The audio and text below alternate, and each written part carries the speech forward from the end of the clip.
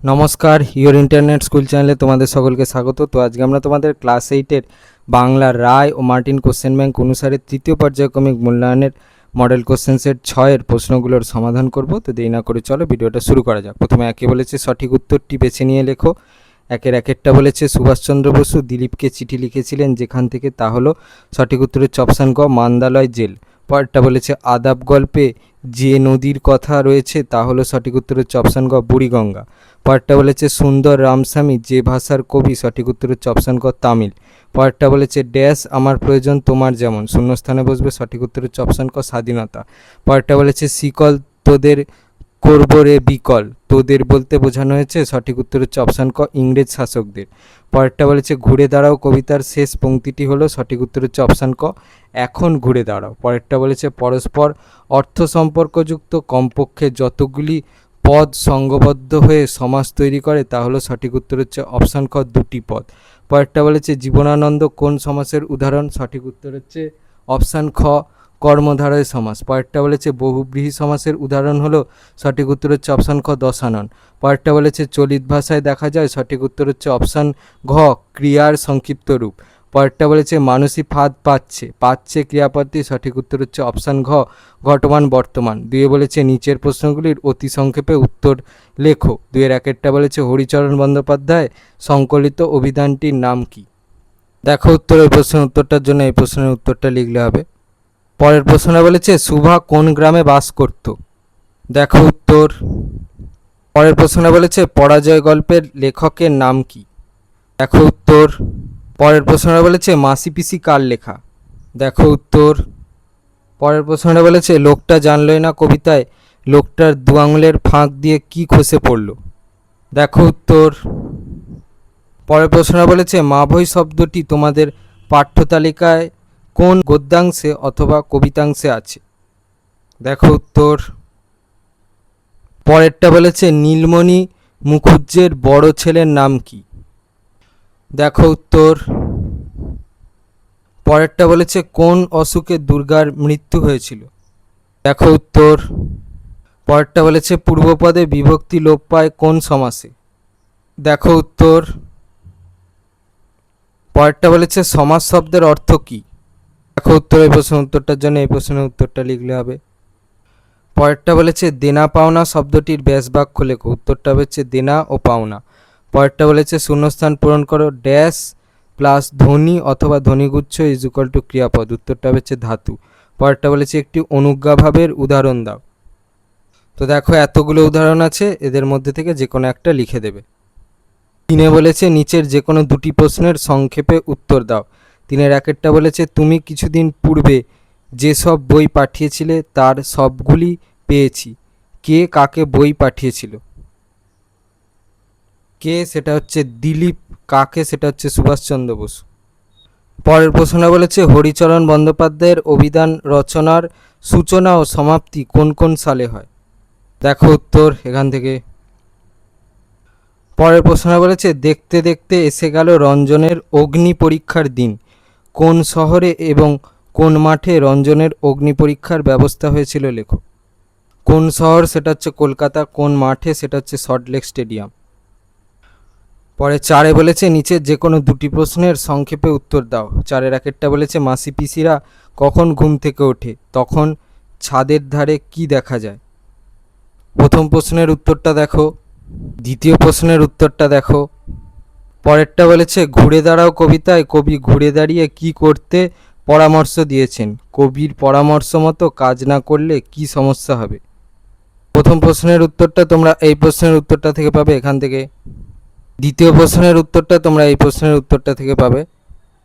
পরের প্রশ্নটা বলেছে লোকটা জানলই না কবিতায় আশ্চর্য প্রদীপটি কি, লক্ষ্মী কার ওপর ভর করে আসেন। প্রথম প্রশ্নের উত্তরটা তোমরা এই প্রশ্নের উত্তরটা থেকে পাবে এখান থেকে। দ্বিতীয় প্রশ্নের উত্তরটা দেখে নাও। পাঁচেরটা বলেছে নিচের যে কোনো একটি প্রশ্নের উত্তর দাও। পাঁচের একেরটা বলেছে সে স্ত্রী ও পুত্রকন্যার জন্য কাপড় কিনিল, সে কোন বাজারে এগুলি কিনেছিল, তার স্ত্রীর নাম কি সর্বজয়া, কালকেতুর উপাখ্যান এর মূল্য কত লেগেছিল। প্রথম প্রশ্নের উত্তরটা দেখো, তৃতীয় প্রশ্নের উত্তরটা দেখো। পরের প্রশ্নটা বলেছে দেখিয়া শুনিয়া ঔষধের ব্যবস্থা করিলেন, কে ওষুধের ব্যবস্থা করলেন, তার বাড়ি কোথায়, তিনি কার জন্য ওষুধের ব্যবস্থা করেছিলেন? উত্তরটা হচ্ছে দুর্গা। প্রথম প্রশ্নের উত্তরটা দেখো, দ্বিতীয় প্রশ্নের উত্তরটা দেখো। পরে 6 বলেছে নিচের যে কোনো দুটি প্রশ্নের নিজের ভাষায় উত্তর দাও। 6-এর একটা বলেছে আদাব গল্পে হিন্দু মুসলমান সম্প্রীতির আবহ কিভাবে ফুটে উঠেছে তা লেখো। দেখো উত্তরের প্রশ্নের উত্তরটার জন্য এই প্রশ্নের উত্তরটা লিখলে হবে, দেখে নাও এখান থেকে। পরের প্রশ্ন বলেছে টিকিটের অ্যালবাম গল্প অবলম্বনে রাজাপ্পা চরিত্রটি বিশ্লেষণ করো। দেখো উত্তর এখান থেকে। প্রশ্ন বলেছে সুভার সঙ্গে মনুষ্যেত্তর প্রাণীদের বন্ধুত্ব কেমন ছিল তা লেখো। দেখো উত্তর। পরে 7 বলেছে নিচের যে কোনো দুটি প্রশ্নের নিজের ভাষায় উত্তর দাও। 7-এর একটা বলেছে স্বাধীনতা কবিতায় কবির স্বাধীনতাবোধের পরিচয় দাও। দেখো উত্তরের প্রশ্নের উত্তরটার জন্য এই প্রশ্নের উত্তরটা লিখলে হবে এখান থেকে। পরের প্রশ্নটা বলেছে শিকল পরার গান কবিতায় কবির দেশপ্রেমের যে প্রকাশ ঘটেছে তা লেখো। দেখো এই প্রশ্নের উত্তরটার জন্য এই প্রশ্নের উত্তরটা লিখলে হবে, দেখো উত্তরটা এখান থেকে। পরের প্রশ্নটা বলেছে মাসি পিসি কবিতায় নিম্নবিত্ত মানুষদের জীবিকা ও জীবনের চিত্র কবি বর্ণনা করেছেন তা লেখো। উত্তরের প্রশ্নের উত্তরটার জন্য এই প্রশ্নের উত্তরটা লিখলে হবে, দেখে নাও। পরে 8 বলেছে নিচের যে কোনো একটি প্রশ্নের নিজের ভাষায় উত্তর দাও। 8-এর একটা বলেছে অজয়ের সঙ্গে অপুর বন্ধুত্ব কিভাবে হলো তা লেখো। দেখো উত্তর। পরের প্রশ্ন বলেছে মাছ ধরিবার শখ অপুর অত্যন্ত বেশি, অপুর মাছ ধরার শখের কথা ছোটদের পথের পাঁচালিতে কিভাবে ফুটে উঠেছে লেখো। দেখো উত্তর এখান থেকে এই পর্যন্ত লিখবে। পরে 9 বলেছে নিচের যে কোনো একটি বিষয়ে অবলম্বনে প্রবন্ধ রচনা করো। 9-এর একটা বলেছে খেলাধুলার প্রয়োজনীয়তা। উত্তর এখান থেকে।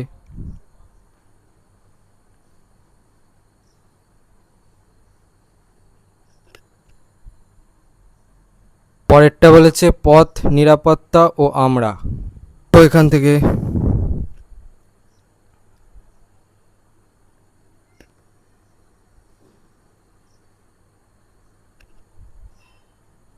1 বলেছে ছাত্র সমাজ আদর্শ ও কর্তব্য।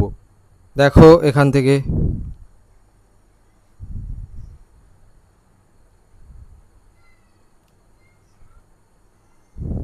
10 বলেছে নিচের যে কোনো একটি বিষয় অবলম্বনে পত্র রচনা করো। 10-এর একটা বলেছে জীর্ণ সেতু সংস্কারের বিষয় তুলে ধরে দৈনিক পত্রিকার সম্পাদককে পত্র লেখো।